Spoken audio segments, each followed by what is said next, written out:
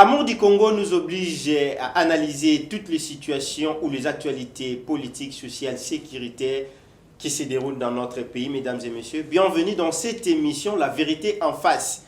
Une émission qui vous apporte des analyses pertinentes concernant toute l'actualité de la République démocratique du Congo, mais aussi des propositions au gouvernement, aux décideurs, de manière à ce qu'ils puissent voir comment améliorer leur façon de faire les choses, mais aussi la façon dont ils doivent agir au profit de la population congolaise. Voilà, aujourd'hui, nous recevons pour vous M.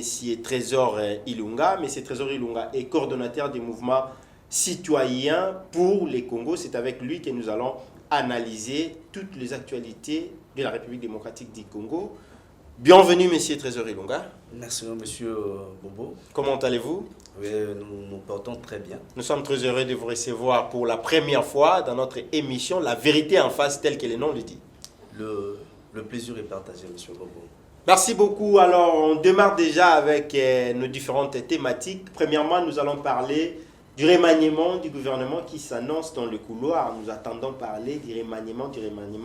Est-ce que nous devons directement procéder au remaniement alors que le président de la République n'est resté qu'avec une année pour les élections, les prochaines élections de 2023? Bien entendu qu'il nous reste une année pour aller aux élections, mais cela n'empêche pas que les choses soient améliorées. Parce que déjà, comme vous le constatez, les besoins se font sentir dans des différents secteurs qu'il faudrait notamment changer le manager de ces secteurs-là. Et puis, parce que la population devrait coter les chefs de l'État par rapport à ces réalisations, par le biais de ministre que lui-même avait nommé.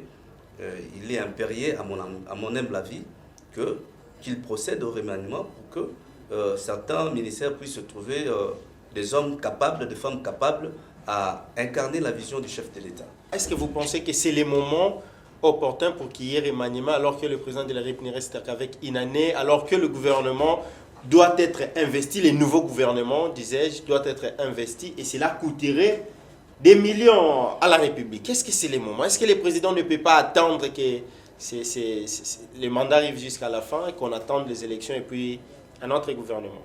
Mais parce que le besoin se font sentir. Par exemple, dans le ministère de l'économie, qui est momentanément géré par le ministre du Travail.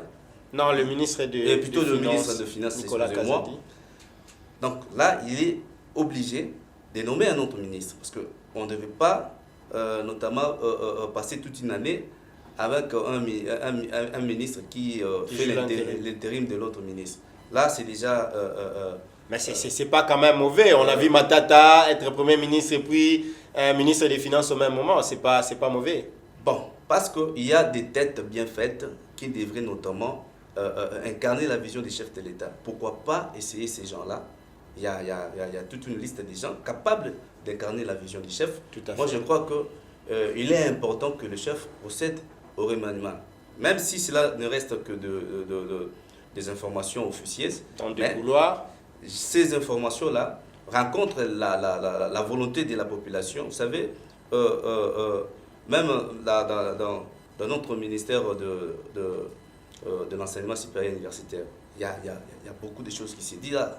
Donc là, vous voulez citer les gens qui doivent rester, ceux qui doivent partir. Déjà, les chefs, s'ils procéderaient au remaniement, ils devaient voir que le ministère de l'ESI est vraiment visé.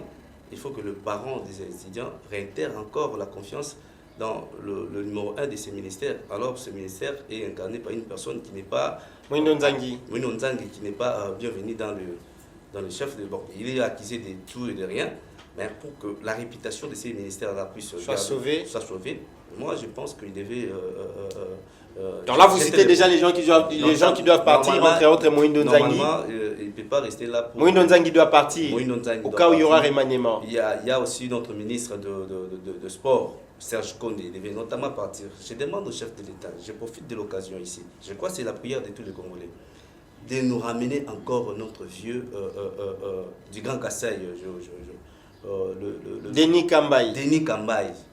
Je ne sais pas pourquoi est-ce que ce ministre qui a convaincu tout le monde lorsqu'il a signé, lorsqu'il gérait ce ministère.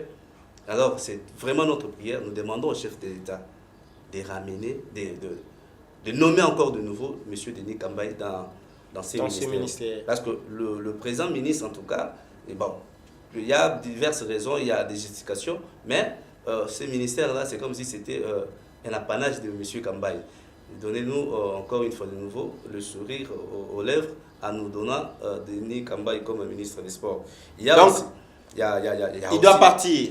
L'actuel doit partir. Il y a aussi le porte-parole du gouvernement. Patrick Mouyaya. Patrick Mouyaya, bon, je ne vais pas aller dans les détails, mais il est aussi dans la liste noire des ministres qui devaient partir. Mais il fait bien son travail avec des briefings à la RTNC. Il nous donne la situation, comment ça se déroule. Vous le dites parce que vous êtes journaliste, il fut journaliste. Non, moi je ne prends pas sa part. Pour cette raison, mais il a aussi de dossiers qui, notamment, devaient...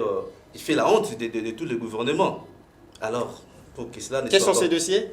Je ne vais pas entrer en détail, je ne vais pas tomber dans... Vous voulez qu'il parte? Je ne vais pas tomber dans l'imputation dommageable. Tout à fait. Parce qu'il faudrait encore de preuves pour... mais notamment, il y a aussi des choses qui ne se passent pas bien dans son ministère. Il devait notamment partir. Et PME aussi. Le monsieur, en tout cas... C'est là ses stages. Il devait aussi partir. Il faut que le chef de l'État fasse des choix minutieux, nous donner des personnes... Parce qu'ils ont prouvé à suffisance qu'ils n'étaient pas en mesure d'incarner, que le chef ne vise plus le nom des gens. Plutôt, moi, j'aimerais que le choix du chef soit basé par des personnes capables d'incarner sa vision à lui. Parce qu'en 2023, on ne va pas parler de Mouyaya, on verra les chefs de l'État. Tout à fait. En 2023, on ne va pas parler de il est le seul comptable devant la population. On ne va pas parler de Serge Condé, on ne va pas parler de Moïno Zadi, on va parler, le bilan sera sur la tête du président. Alors, parce que c'est lui-même qui a ces prérogatives-là, de remanier, de nommer et de faire tout. En tout cas, nous voulons que ces choix-là soient justifiés parce que quand nous allons encore porter son nom en 2023, que nous soyons en mesure de défendre ses intérêts. Qui d'autre? Qui doit partir? Bon, jusque-là, c'est là que je viens de citer. Il y a aussi madame ayant le ministère du Travail dans ses attributions. Claudine Ndouzi. Elle devait notamment partir. Mais les leaders de tous ces ministres, c'est lui d'ailleurs qui devait démissionner, le ministre de l'Humanisme et Habitat. Pius Mwabilou. Lui, notamment, nous demandons sa démission. Parce qu'il a prouvé à suffisance qu'il est incapable. Il est incapable d'appliquer la loi ayant trait au loyer. Contrat de bail. Il n'est pas appliqué, tout ça. En tout cas, il devait notamment partir. Il y a une loi qui existait pour que le contrat locatif s'arrête à 3 mois. Est-ce que cela est toujours en application? Est-ce que les locataires ne souffrent pas toujours? Le ministre n'est pas à mesure de faire appliquer cette loi. Quand vous allez à Matongé, c'est 10 mois de garantie locative. À Matete, c'est 11 mois. On vous dit donner 10 mois de garantie locative et 1 mois de commissionnaire. C'est 11 mois. Donc, pour la garantie locative. Le bailleur s'est fait lui-même voter une loi pendant qu'il y a une loi qui devait régir cette matière et celui qui devait appliquer cette loi reste... C'est Pius Mwabilou. C'est Pius Mwabilou. Il reste les bras croisés, il ne dit rien et puis ces bruits-là courent dans ses oreilles. Il fait sourd d'oreille pour ne pas attendre les revendications de la population. Donc il doit partir. Lui d'ailleurs, il devait démissionner. Nous demandons sa démission. Nous demandons sa démission. Mais parce qu'il n'a pas démissionné, que les chefs lui sanctionnent en le faisant partir du gouvernement. S'il faut encourager les autres? Déjà, s'il faudrait encourager, et ici je voudrais déjà en premier lieu encourager une dame de fer qui fait la fierté du gouvernement Sama Lukonde. C'est la dame Antoinette Kipoulou. Vous savez, dans ces ministères... Et la formation professionnelle et métiers. Il y a plus de 300% d'augmentation, oui, tout à fait. Elle venait d'ailleurs de lancer les épreuves hors session de l'examen national de fin des titres professionnels. Elle mérite beaucoup d'encouragement. Tout à fait. Si le président de la République avait la vision qu'un jour, même après 2023, qu'il ait un premier ministre dame, je crois qu'il devait changer. Antoinette Kipoulou Kabenga. Oui. Parce que c'est une dame qui a, à mon avis, incarné la vision du chef. La création d'emplois. Elle a créé des emplois, excusez-moi, d'emplois. Et puis, vous savez, la jeunesse aujourd'hui est assurée que l'avenir se voit ouvertement à l'horizon que avec hormis si vous avez manqué l'éducation de l'école, des universités, voilà, elle est là. vous pouvez vous orienter par des formations professionnelles. Déjà par le travail que la dame est en train d'abattre, cela portera de fruits dans cette société, parce qu'il y aura moins de criminels, parce que les jeunes seront occupés, parce que la criminalité augmente, parce que les jeunes ne sont pas occupés dans du boulot, mais elle, déjà, elle fait des exploits dans son secteur. En tout cas, c'est une dame qu'il faudrait obligatoirement féliciter. Reconduire aussi au cas où il y aura remaniement. Et moi, je demande, parce que je ne l'ai pas encore vu, je demande si les chefs changeraient. Donc vous ne l'avez jamais rencontrée. Si les chefs, vous n'entendez que parler d'elle. J'entends que parler d'elle. Si les chefs songeraient un jour avoir un premier ministre dame, c'est cette dame-là qu'il faudrait. Antoinette Kipulu Kabenda. Alors, qui d'autre qui est encouragé Il y a aussi Tony Mwaba, entre nous soit dit. Tony Mwaba Kazadi. Avec tous les dossiers qui courent dans son secteur, détournements, il y a une chose que j'aime chez lui. Il y a une chose que j'aime sur lui, parce que c'est un avocat déjà, il sait maîtriser les choses. Tout à fait. Il a été accusé à tort et à raison. Mais vous avez constaté avec moi que il est toujours là pour incarner la vision, exécuter, manifester même la volonté de l'application de la vision du chef de l'État. Vous savez, cette gratuité qui a été combattue par le pouvoir et l'opposition, même les gens qui étaient au pouvoir combattaient la gratuité, et ceux qui étaient dans l'opposition ont combattu la gratuité, même l'Église catholique, tout le monde combattait la gratuité, mais Tony Mwaba s'est donné le luxe d'amener au bon port cette gratuité. Et aujourd'hui nous parlons de l'effectivité de la gratuité, c'est grâce à ses efforts, c'est grâce aux efforts conjugués par lui, et c'est quelqu'un à féliciter. Et je demanderai s'il faudrait reconduire le ministre, c'est parmi le ministre à reconduire dans ce gouvernement. Merci beaucoup, monsieur Trésor Ilunga. Je rappelle que vous êtes coordonnateur du mouvement citoyen pour les Congos. Jean-Marc Kabunda Kabound était rentré en homme libre chez lui. Il s'était présenté devant le procureur général pour la Cour de cassation. On l'avait entendu et puis il est rentré en homme libre dans son domicile. Est-ce que l'état de droit est en marche? Est-ce que le fait reproché contre lui, quand bien même que nous savons qu'il va revenir le 2 août, mais dans l'entretemps, il était quand même rentré chez lui en homme libre. Bon, examiner l'état des droits par rapport... Certains disaient qu'il sera mappé directement dès lors qu'il sera devant le procureur. On va le mapper. S'il faudrait savoir si l'état des droits est en marche, parce que Jean-Marc Kabound est rentré chez lui. En homme libre? En homme libre, ça je ne sais pas. Mais déjà, je peux vous dire, pas même si nous faisons pas même allusion à Jean-Marc Kabound, il y a déjà séparation des pouvoirs. C'est qu'il y a état des droits. Est-ce que le pouvoir peut arrêter les pouvoirs? Parce que, vous voyez, il y a déjà état des droits.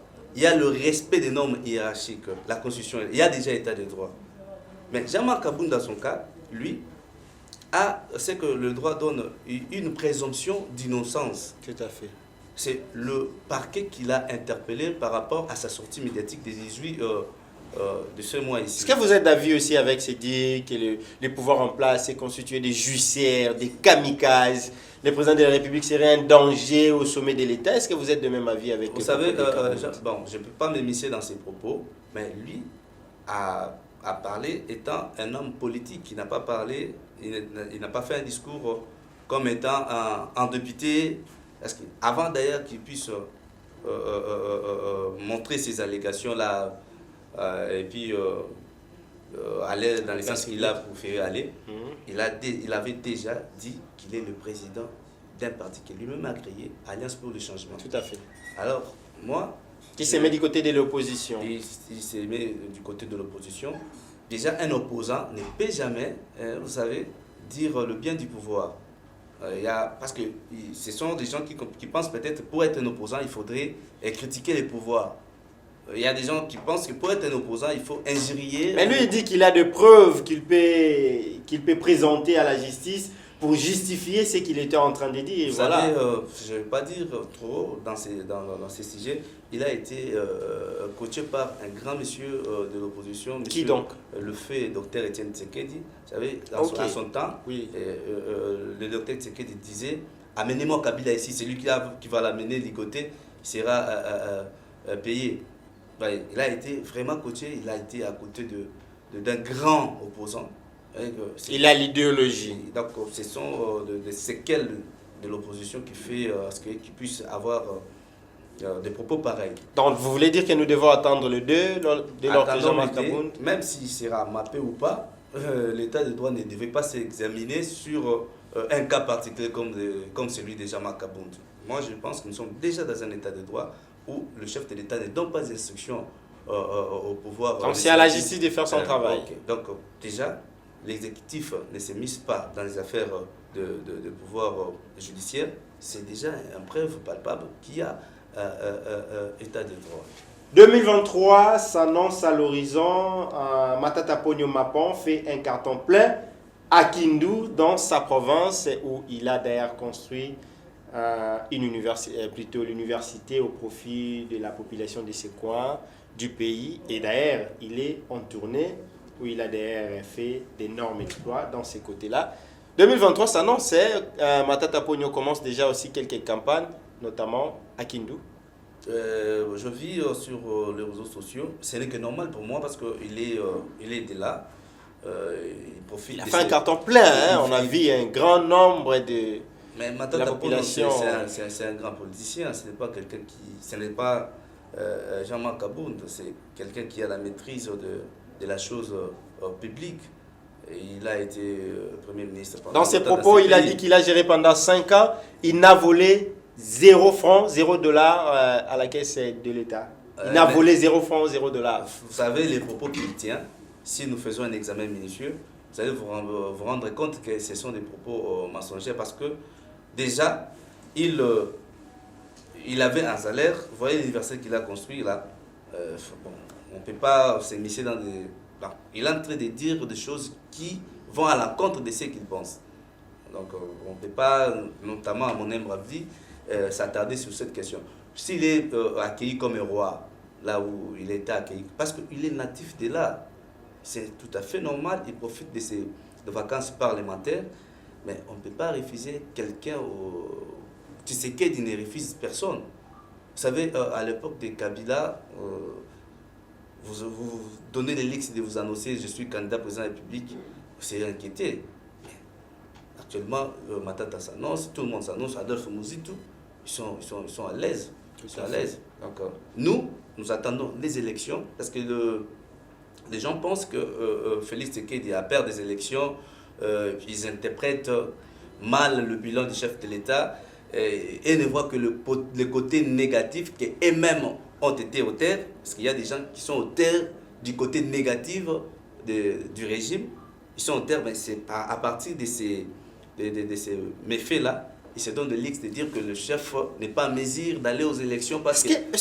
Mais c'est Trésor Ilunga, est-ce qu'aujourd'hui, le président Félix-Antoine Tshisekedi a un bilan à présenter lors des élections de 2023? Je vous dis... Nous ne voyons que ce qu'on était en train de reprocher au président honoré Joseph Kabila. Ce sont les mêmes effets qui se répètent aujourd'hui. Je ne sais pas exactement ce que vous voulez dire par là, mais si vous faites un examen minutieux, le bilan du chef de l'État est largement positif. À combien de pourcents?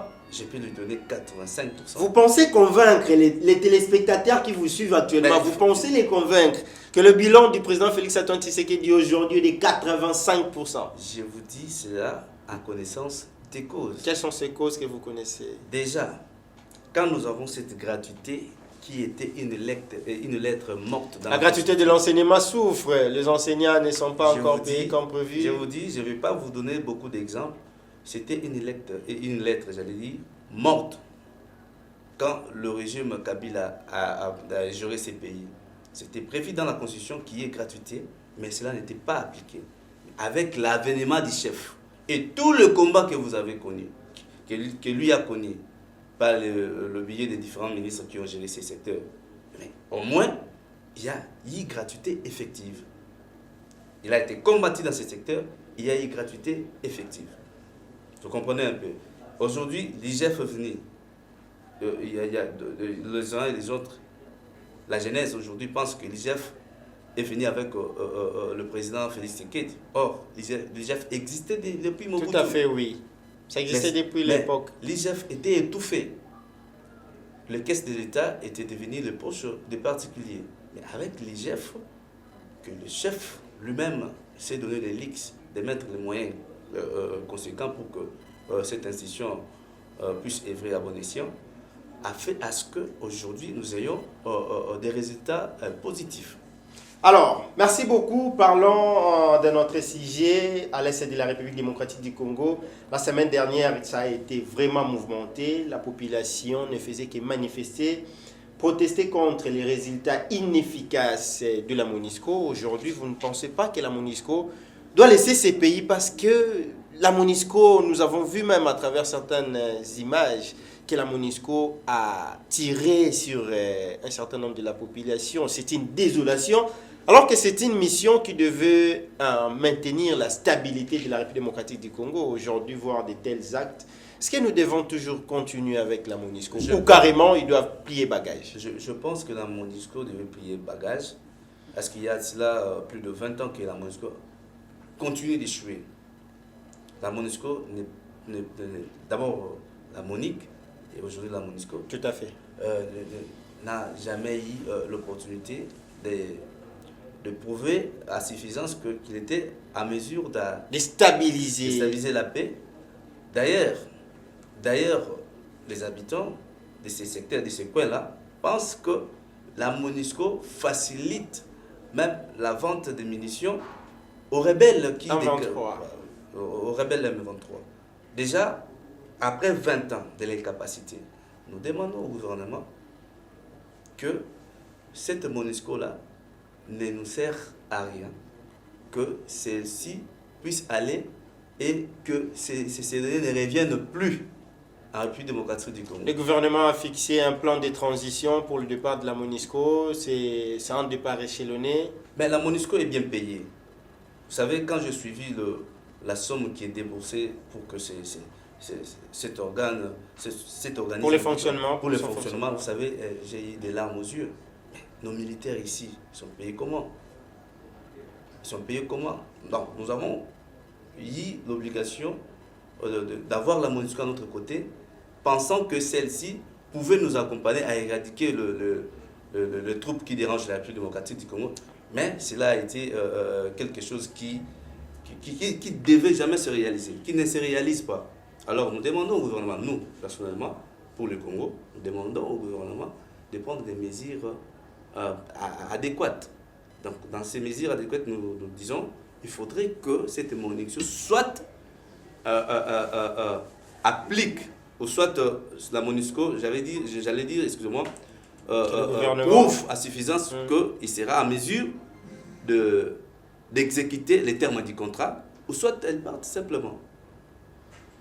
Le gouvernement lance un appel au calme à tous les manifestants en attendant. Mais vous savez, quand vous avez perdu grand-père, vous avez perdu grand-mère, le frère et tout ça, ce n'est pas facile. On a vu même 4 compatriotes décédés par électrocution lors de ces différentes manifestations. Non, nos confrères, nos compatriotes, nos frères et sœurs de l'Est, ils ont subi des moments très difficiles. Donc, ce n'est pas facile que le message que le gouvernement est en train de lancer, qui se soit bien digéré à la population. Ça ne sera pas facile parce qu'il y a des gens qui ont vu leurs enfants laisser la vie comme ça, et donc ce n'est pas facile. Alors la MONUSCO, j'allais dire, n'est pas en mesure d'assumer ses responsabilités, je crois. Elle devait partir et laisser la RDC tranquille. Et ces budgets-là soient déversés même dans le fonctionnement de notre armée, et ça fera beaucoup de bien. Merci beaucoup. Dans un autre chapitre, il y a aussi le président de la République, Félix-Antoine Tshisekedi, qui venait justement de lancer l'appel d'offres des blocs pétroliers et gaziers. C'est là dans le sens d'appeler les investisseurs de venir investir en RDC, de s'approprier de ces blocs pétroliers et gaziers, justement pour le développement de la RDC. Pensez-vous que c'est aussi un moyen de booster l'économie, c'est aussi un moyen de donner de l'emploi, c'est aussi un moyen de chercher le développement de la RDC à partir de la base? Moi, je crois que c'est une bonne initiative, parce qu'avant, comme vous et moi, nous savons que les ressources hydrauliques ont été gérées par... il y avait un monsieur qu'on appelait Dan Degler, je pense. C'était une gestion opaque, vous voyez, une gestion opaque. Les ressources de notre pays n'était pas géré par les personnes ayant les soucis du développement. Mais les chefs d'État lancent un appel, lancent cette offre afin que ces partenaires viennent officiellement pour que nous ayons des marchés gagnant-gagnant. Voilà. Je crois que c'est une bonne chose, c'est quelque chose à faire ici. Mais dernièrement, nous étions à Mwanda, nous avons assisté à une table ronde tripartite qui avait réuni les gouvernements de la République, les communautés locales, mais également les sociétés pétrolières. La communauté réclamait justement de ne pas être bénéficiaire des droits qui devaient leur revenir. En tout cas, je pense qu'il devait y avoir des conventions quant à ça. Tout à fait. C'est maintenant le lieu de demander au gouvernement de prendre compte de cette convention-là, de veiller à l'application de la convention entre le partenaire qui viendront et la population locale. Donc, parce qu'il y a des conventions, il faudrait que ces conventions-là soient respectées.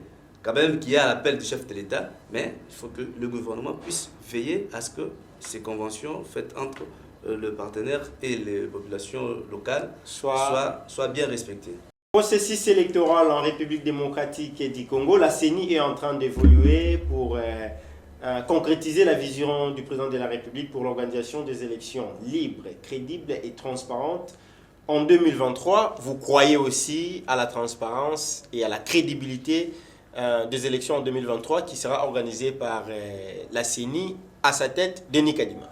Bien sûr que oui, parce que je crois que toutes les procédures ont été respectées pour que Denis Kadima soit à la tête de la CENI.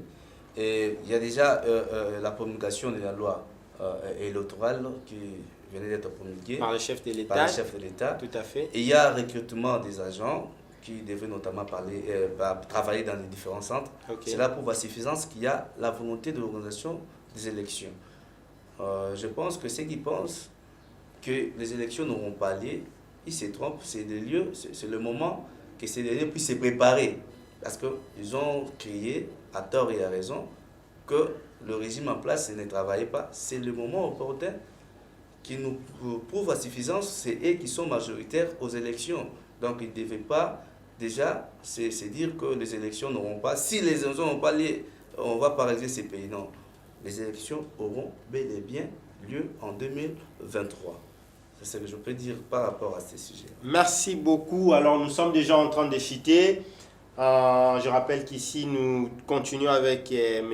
Trésor Ilunga, qui est le coordonnateur du mouvement citoyen pour le Congo. Alors, M. Trésor, le moment est venu que vous devez montrer à toute la population qui est en train de vous suivre actuellement le bilan de Félix Tshisekedi, l'état de droit, augmentation des recettes dans des régies financières, mais l'impact. La population n'est pas en train de sentir l'impact de tout cela, les combats de l'IGF qui est en train de traquer les détracteurs. Mais l'impact, c'est quoi dans la vie sociale? Parce que la vie sociale ne cesse d'augmenter. Le pain de 200 francs. D'ailleurs, dernièrement, je suis allé chercher le pain de 200 francs. Je ne savais même pas que le pain de 200 francs n'existait plus. Alors que Kabila nous a laissé avec le pain de 200 francs. Aujourd'hui, le pain est à 300, 500 francs. La vie sociale est en train d'augmenter, la population souffre. Aujourd'hui, vous vantez le bilan de M. Félix Antoine Tshisekedi. Je savais fort bien que le pain de 200 francs n'existait plus, hein? Oui, rappelez-vous. Bien entendu que le pain de 200 francs n'existe plus. Mais c'est le piège que tout le monde se précipite à tomber. Comment ça? Parce que, vous savez, la gestion du pays, le côté économique, on n'a pas assez d'acteurs économiques. Donc le secteur économique a été géré, ça vous n'allez pas me contredire, par les étrangers. Par les étrangers. Donc dans ces secteurs-là, il faudrait déjà créer nos bailleurs de fonds en nous. Nos bailleurs de fonds en nous. Mais le président de la République nous avait promis la création des riches, des millionnaires. Où en sommes-nous actuellement? Où sont ces millionnaires? Ils sont où? Ils sont passés à 3 ans de son pouvoir. 4 ans déjà. Nous tendons vers 4 ans. Nous tendons vers 4 ans. Mais le monsieur qui, l'ancien chef de l'État, que je respecte beaucoup, son Excellence Joseph Kabila, avait laissé un budget de 4 milliards. Aujourd'hui, nous avons plus de 10 milliards. Et si vous allez aux réserves, mais c'est question. Mais ces réserves-là ne sont pas bénéfiques à la population congolaise. Non, actuellement. Mais il y a. Mais il faut attendre quand? Il ne faudrait pas attendre longtemps. Mais il faut chercher à faire une fois pour toutes une bonne gestion. on ne devait pas aller précipitamment et revenir à la chose. Le chef de l'État a bien ciblé les secteurs de la vie économique.